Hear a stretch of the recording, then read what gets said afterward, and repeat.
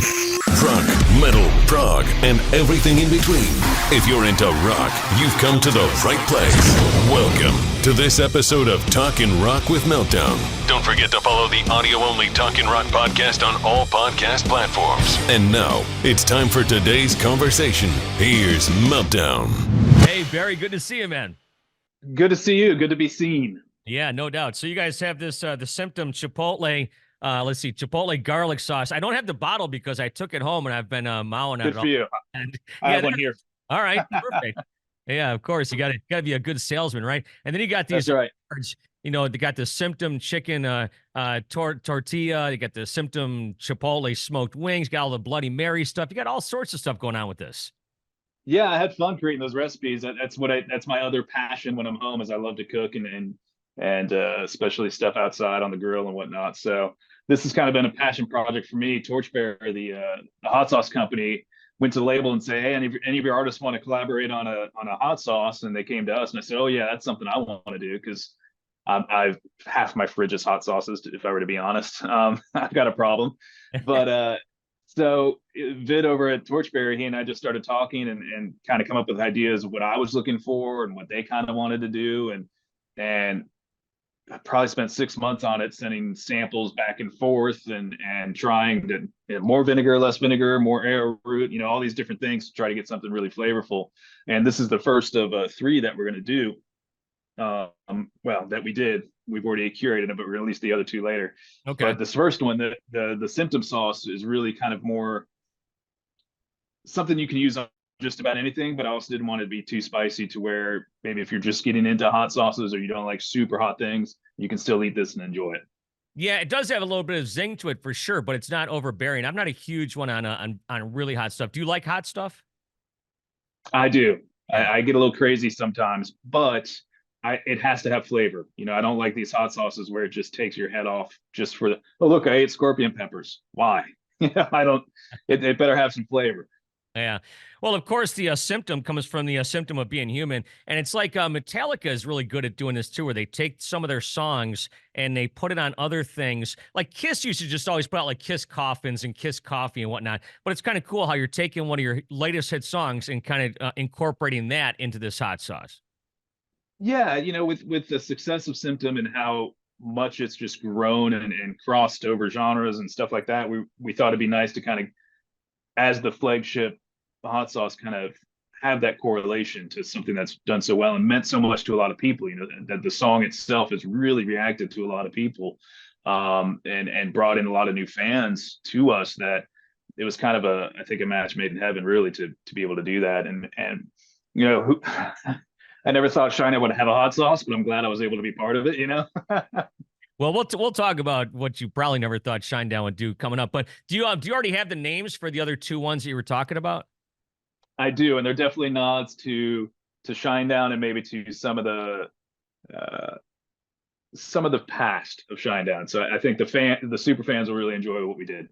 All right, Fly from the Spice Side, is that no? I don't think we went that deep. No.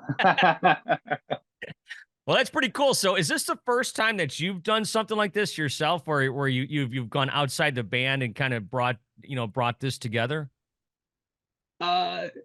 With the band, yes. I have my own coffee company that I've had for about 6 years now called Spartan Brews. And we've done some stuff for Shinedown, like we did a Get Up roast and things of that nature for promotional reasons, but that's separate with a partner of mine. That we just did on our own because I paid my way through college working in coffee shops. It's kind of always been a thing for me. And so it's kind of a no-brainer and just wanting to do something else because sometimes, playing music's my primary job and you want to do something else, So it's been fun and it's been a slow grow and an interesting journey to be on that side of things and talking retail and grocery stores and all that kind of stuff. So that's probably the only thing outside. I mean, Shinedown's all consuming, time consuming. So really your focus has to be primarily Shinedown at all times. Yeah, so you just mentioned a few minutes ago, obviously that, you wouldn't have thought that, Shinedown would be putting out a hot sauce, but there's probably a lot of things you didn't think about 21 years ago. I mean, looking back on it, you guys have had so much success And just, I mean, if you can, just give me a brief synopsis of your thoughts of the past 2 decades. And by the way, I think this is the first time I've ever interviewed you, just you. I've interviewed the band and stuff, so this is kind of a first for me. But just give me like a synopsis of the last couple decades and how your life has changed. It's a blur, to be honest. It's really a blur. To think it's been 20 years, 20 plus years, I don't feel like it. I mean, I see a lot more grays, but I sure don't feel like it. It's been a blessing, it's had its ups and downs. It's like a marriage. Our history is very out in the open. People can research it if they want and know what we've been through. We're pretty open about just about everything. And right now it's the best it's ever been. Having Brent be sober for as many years as he has now, and as he replaced his addictions with being addicted to working and working out. So that's all that guy does. He's intense. And if you want to keep up with Brent Smith, you better be intense too. And just hold on for the ride, because he doesn't, Brent, you've known him for 20 years as well. We've had a long relationship with you. He doesn't take no for an answer. He's gonna bulldog you no matter what. And that's what I love about him. He literally is my second wife in a way. We've gone through, we've probably been together more, he and I, over the past 20 years than I've been with my wife. So it's really a wonderful thing. And we still love each other. All four of us still get along. We still go out to dinners together. We still ride the same bus together. And really, if I were to be truthful, I'm proud of what we've done. And two things. One, I don't really look back that often. And I don't look at the past. It's just not in my wheelhouse. So I'm always going, what's next? What's next? What's next? And I think I get that a lot from the drive of Brent as well. But I remember, I guess it was during the COVID period when we were home for a while, that I had gotten all these, gold platinum records, which was awesome. And they all stayed in the closet. And I never hung them. And my brother came over one day and he's like, man, why are those still sitting on the floor or in that closet? And I was like, I'm proud of them, but I feel like I'm bragging if I hang them up. And he looked at me and said, you're an idiot. And I said, why? And my brother's a radio guy too, so he really understands music, and he's got gold records from a bunch of bands like radio guys get, and he's got them in his house. And he said, that's your life's work. Don't you want to be proud of that? And I never looked at it that way. I just looked at them as,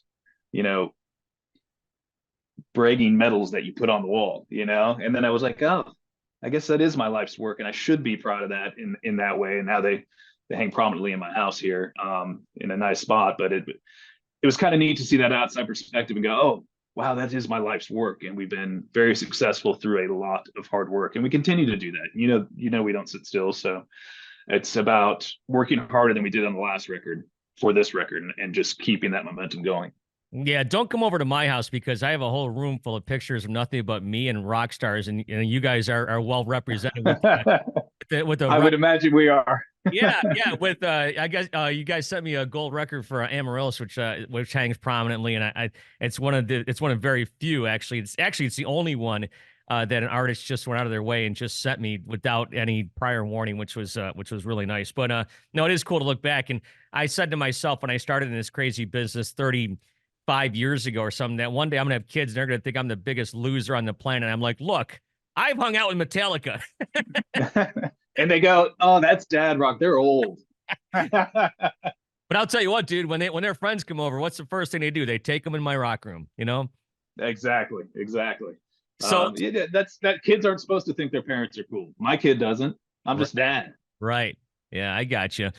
So looking back on we'll get into new music here, but looking back, you just talked about you being proud of what you've done. What is if you were to just give somebody one record that represents Shinedown, which one would it be?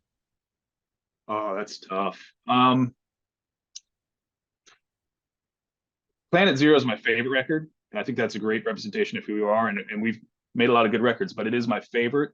But it was also because the experience of recording that was a lot of fun, and it was a neat journey. But I'd say Sound of Madness is still the pinnacle of like, hey, this is what Shinedown became and what it is. That was the one. I have such fond memories of the first two records, Leave a Whisper and Us and Them, and who we were and how we were coming up. So and without those records, we wouldn't really have gotten where we started or gotten to where we are now. But Sound of Madness is kind of what turned the page and created that, established Shinedown as Shinedown. So that's probably the one. Yeah, and by the way, I think that Leave a Whisper, and this, I don't know, this always sticks in my head because I think Brent and I went over it track by track, but I think May 18th is its birthday, correct? Is that right? Does that sound Uh, May 18th, 2003? So coming up. uh, I believe you. I'm the worst with dates. I don't remember anything. So as far as new stuff is concerned, I know that you guys are kind of dabbling a little bit here and there. What's going on? Yeah, we're deep in the thick of it. I spent last week in Charleston with Eric recording drum parts for some new songs, and percussion and other fun things. So we're in it and working hard on it. We have a few more to write for sure, but between shows and releasing hot sauces and Brent doing his acoustic things with Zach, we're in the thick of it, and I think there'll be something sooner than later. I think by the end of the year, beginning of next year, you'll start hearing some new Shinedown. By the way, I think I'm the only person on the planet that saw Zach and Chris Porter twice on their last 5-show run. Well, I shouldn't say that because there were the roadies, and then there was Papa McGrath. I don't know if you know him or not, but Yeah. I saw it in Nashville. I saw it in Flint. It was really good. Good. Yeah, I try not to back as much as possible, so I'm glad you did. So do you guys have pretty much is everything demoed out? Do you guys have some songs you're kind of working on? Is there anything kind of finished, or give me like I know you said you're kind of working on things, but is there anything else you can tell us? Nothing is finished. There's some that are in their final stages, that have are way past the demo mode. The songs that I recorded last week, which was more than 4, less than 7 songs, where I was putting drums on pretty final things. Maybe some vocal tweaks need to happen and a little bit more, maybe re-recording a couple guitar parts and things like that, but the drums are done on those for sure. Yeah, I think we probably need to write a handful of more songs and then pick from those of what's going to create a record. It's always, you want to write more and then pick the best ones that sonically go together and make a solid record, because that's Shinedown's thing, is we like to make a record that you can listen to front to back. We don't like just here's a single. There's nothing wrong with that. Some bands do that, but that's just not our MO. So we're closer than we thought we'd be at this time. Okay, I got you. Like I was saying, you're 21 years in now, and this is just a stupid question I'm just going to throw out there, and it's probably, no such thing.